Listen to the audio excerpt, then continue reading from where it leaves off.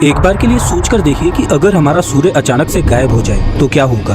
धरती पर क्या होगा अगर सूर्य सिर्फ 1 घंटे के लिए या 24 घंटे के लिए या फिर पूरे 1 महीने के लिए गायब हो जाए। और क्या होगा अगर सूर्य पूरे 1 साल तक गायब ही बना रहे। मैं सच बता रहा हूँ कि सूर्य के गायब होने के बाद धरती पर जो घटेगा आप उसकी कल्पना भी नहीं कर सकते। जैसा कि हम सब जानते हैं कि सूर्य के प्रकाश को धरती तक पहुँचने में लगभग 8 मिनट 20 सेकंड का समय लगता है। अगर सूर्य अचानक से गायब होता है तो अगले 8 मिनट 20 सेकंड तक तो पृथ्वी पर पता ही नहीं चलेगा कि सूर्य गायब हो चुका है, क्योंकि सूर्य ने जो आखिरी प्रकाश छोड़ा होगा उसको धरती तक पहुंचने में अभी 8 मिनट 20 सेकंड का समय लगने वाला होगा। जब सूर्य का आखिरी प्रकाश आना बंद हो जाएगा तब सूर्य के गायब होने का उधर पता चलेगा जहां पृथ्वी पर दिन का वक्त होगा।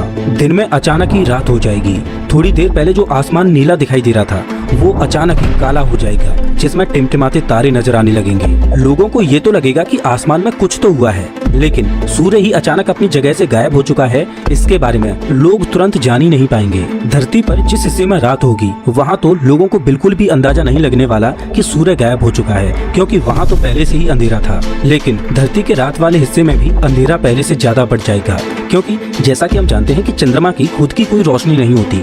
चंद्रमा सूर्य के प्रकाश से चमकता है और धरती पर चांदनी बिखेरता है। लेकिन सूर्य के गायब होने के बाद चंद्रमा भी चमकना बंद कर देगा, जिससे पृथ्वी पर और ज्यादा अंधेरा बढ़ जाएगा। लेकिन फिर भी कुछ समय तक ये ब्राइट नॉर्दर्न लाइट फिर भी दिखाई देती रहेगी, क्योंकि पृथ्वी के मैग्नेटिक फील्ड और आइनोस्फीयर को स्टेबल होने में थोड़ा समय लगेगा। लेकिन कुछ समय के बाद ये रोशनी भी बंद हो जाएगी। धरती पर केवल आर्टिफिशियल रोशनी ही बची रह जाएगी, जो पावर प्लांट्स के द्वारा हमें मिलती रहेगी। सनलाइट न मिलने के कारण पृथ्वी के सभी पेड़ पौधे फोटोसिंथेसिस की क्रिया करना बंद कर देंगे, जिससे नेचुरल तरह से ऑक्सीजन बनना बंद हो जाएगी। लेकिन हमें इसकी कोई फिक्र करने की जरूरत ही नहीं है, क्योंकि अभी भी पृथ्वी पर इतनी ऑक्सीजन रहेगी कि वो अगले कई सौ सालों तक हमें जिंदा रख सके। पृथ्वी पर तापमान गिरना शुरू हो जाएगा। सूर्य के गायब होने के महज 1 घंटे के बाद ही धरती के जिस हिस्से में दिन था उधर कोहराम मचने लगेगा, क्योंकि अब तक उन्हें पता चल चुका होगा कि सूर्य गायब हो चुका है और उधर लोगों में पैनिक मचा होगा।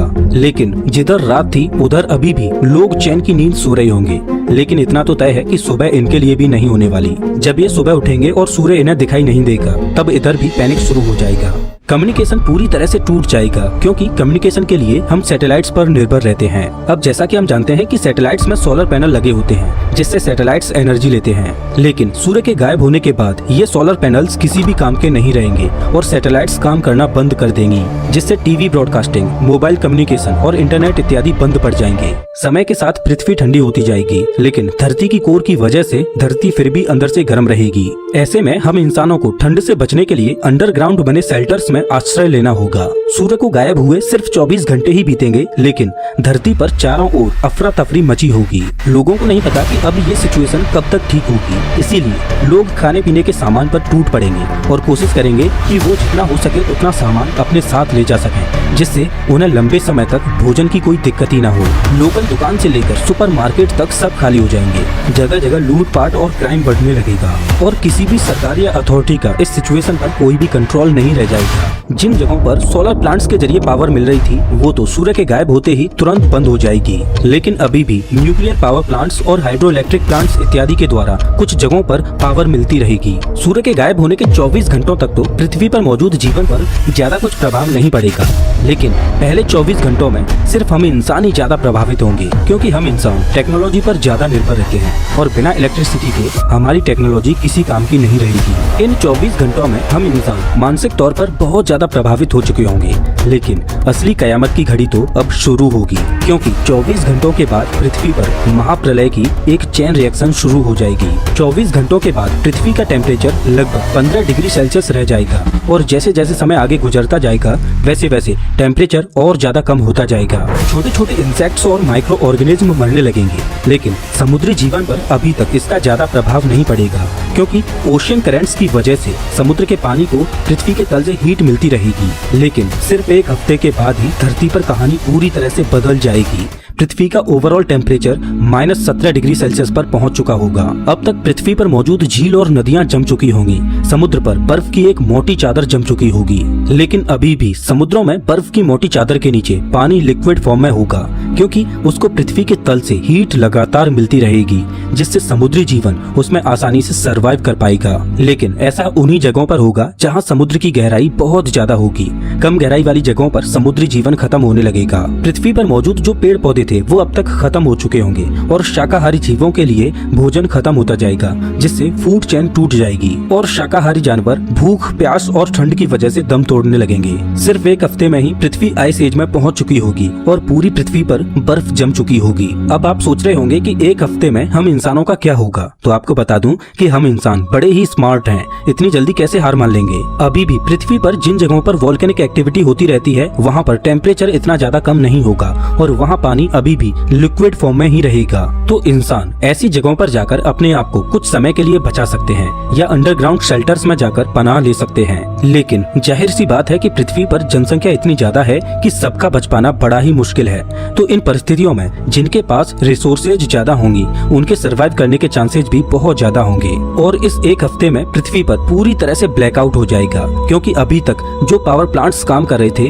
वो भी काम करना बंद कर देंगे और पृथ्वी पर असली महाप्रलय अब शुरू होगी। पृथ्वी का तापमान हर दिन लगातार कम होता जाएगा और महज एक महीने में ही पृथ्वी का ओवरऑल टेम्परेचर -30 डिग्री सेल्सियस तक पहुंच जाएगा और अभी तक लगभग पूरी पृथ्वी बर्फ से ढक चुकी होगी। अभी तक पृथ्वी पर जितने भी पेड़ पौधे और जानवर थे वो लगभग खत्म हो चुके होंगे, लेकिन समुद्री जीवन अभी भी सरवाइव कर रहा होगा और जहाँ पर भी थर्मल एक्टिविटी हो रही होगी जैसे कि वोल्केनिक एक्टिविटी इत्यादि, वहाँ पर भी जीवन सुरक्षित होगा। लेकिन समय के साथ समुद्र में बर्फ की परत मोटी होती जाएगी और समुद्री जीवन को भी धीरे धीरे अपनी चपेट में लेती जाएगी। पृथ्वी पर अभी तक जो इंसान बचे होंगे वो किसी न किसी तरह से ठंड को तो मैनेज कर लेंगे, लेकिन उनके लिए सबसे बड़ी समस्या भोजन की रहेगी। इंसान कितने दिनों तक जिंदा रहेंगे ये इस बात पर निर्भर करेगा कि उन्होंने कितने दिनों तक का भोजन स्टोर करके रखा है। एक साल के बाद पृथ्वी का टेम्परेचर -40 डिग्री सेल्सियस तक पहुंच जाएगा और एक साल बाद जीवन सिर्फ समुद्र की सबसे ज्यादा गहराई वाली जगहों पर ही बचा रह पाएगा, जो जगह पृथ्वी के तल के सबसे ज्यादा नजदीक होंगी। इस एक साल में ज्यादातर इंसान खत्म हो चुके होंगे, लेकिन अभी भी कुछ इंसान पृथ्वी की इन परिस्थितियों में अपने आप को बचा लेंगे, लेकिन वो उन्हीं जगहों पर बचे रह पाएंगे जहाँ पर पृथ्वी की थर्मल एक्टिविटी काम कर रही होगी। आने वाले समय में पृथ्वी का तापमान और ज्यादा कम होता जाएगा और कुछ हजार सालों में पृथ्वी का तापमान -160 डिग्री सेल्सियस तक पहुंच जाएगा और इस स्टेज तक शायद ही पृथ्वी पर किसी भी तरह का जीवन जिंदा रह पाए। पृथ्वी एक वीरान और बंजर ग्रह बन चुकी होगी जिस पर चारों ओर बर्फ ही बर्फ होगी।